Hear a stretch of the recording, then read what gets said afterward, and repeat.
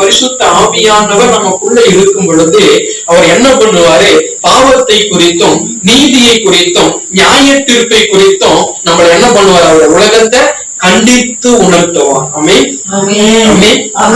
அப்போ பரிசுத்த ஆவியானவர் நமக்குள்ளே தங்கி வாசம் பண்ணும் பொழுது, பரிசுத்த ஆவியானவர் அவருடைய நிறைவை நம்ம பெற்றுக்கொண்டு இருக்கும் பொழுது அவர் எப்படி நம்மளை நடத்துவார் என்று வேதம் சொல்லுகிறது. அவர் சத்தியத்தை போதித்து நடத்துவார். நமக்கு ஆலோசனை கொடுக்கிறவர் பரிசுத்த ஆவியானவர். நம்முடைய வாழ்க்கையை அழகாய் மாற்றுகிறவர் பரிசுத்த ஆவியானவர். நமக்கு எது செய்ய வேண்டும், எது செய்யக்கூடாது என்று நமக்கு வெளிப்படுத்துகிறவர் பரிசுத்த ஆவியானவர். பரிசுத்த ஆவியானவர் நமக்குள்ளே வரும் பொழுது நமக்குள்ள ஒரு பலன் வருகிறதாக இருக்கிறது. பரிசுத்த ஆவியானவர் நமக்குள்ளே வரும் பொழுது சரீரத்தில் சுகம் காணப்படுகிறதாக இருக்கிறது. பரிசுத்த ஆவியானவர் நமக்குள்ளே வரும் பொழுது நம்முடைய பாவமான காரியங்கள் எல்லாம் அது நம்மளை விட்டு கடந்து போகிறதாக இருக்கிறது. பரிசுத்த ஆவியானவர் நமக்குள்ளே வரும் பொழுது எப்பொழுதும் நம்மளை பிதாவின் சித்தத்தை செய்யும்படி தூண்டிக்கொண்டே இருப்பார். பரிசுத்த ஆவியானவர் நமக்குள்ளே இருக்கும் பொழுது எப்பவும் ஸ்தோத்திரம் பண்ணி கர்த்தரை பாடி கர்த்தருடைய சத்தத்தை கேட்க வைத்துக் கொண்டே இருப்பார். இந்த பரிசுத்த ஆவியானவர்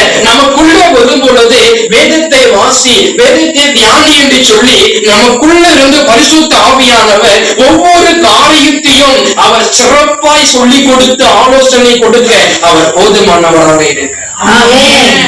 இருக்கிறவங்க எந்தெந்த காரியத்திற்கு ஜெபிக்கிறீங்களோ இல்லையோ தெரியல, இந்த 11வது மாதத்துல பரிசுத்த ஆவியானவருடைய நிறைவு எனக்கு வேண்டும் என்று சொல்லி ஆண்டவருடைய பாதத்தில் ஜெபிக்கும் பொழுது பரிசுத்த ஆவியானவர் உங்களுக்குள்ளே வரும் பொழுது ஸ்தோத்திரம், உங்களுக்கு சமாதானத்தை அவர் கொண்டு வருகிறவராக இருக்கிறார்.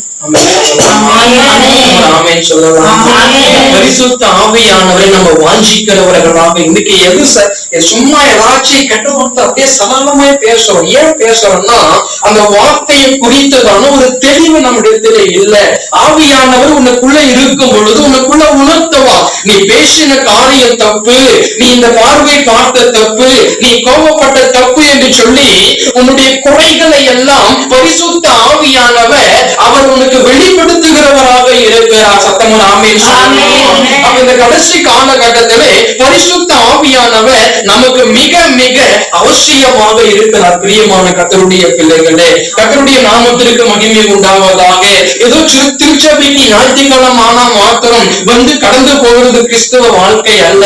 ஒவ்வொரு நாளும் நீங்களும் நானும் பிதாவின் சித்தத்தை செய்கிறவர்களாக, அவருடைய சத்தத்தை கேட்கிறவர்களாக, நான் மரித்த பிறகு நான் பரலோகத்திற்கு போக வேண்டும் என்று சொல்லி அந்த விருப்பம் உள்ளவர்களாக, அந்த ஆசை உள்ளவராக நீங்களும் நானும் வாழும் பொழுது நிச்சயமாக தேவனாக கர்த்தர் அவருடைய வருகையிலே உங்களையும் என்னை எடுத்துக்கொள்ள போதுமானவர்.